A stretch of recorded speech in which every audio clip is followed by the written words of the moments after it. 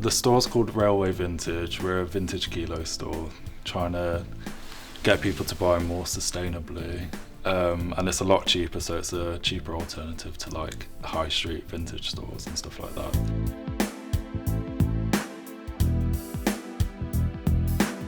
I've always been interested in fashion, and coming from college, because I'm only young, I'm only 19, so only like literally just getting into this, so it's very hard. But I've always kind of been into buying and merchandising and stuff like that.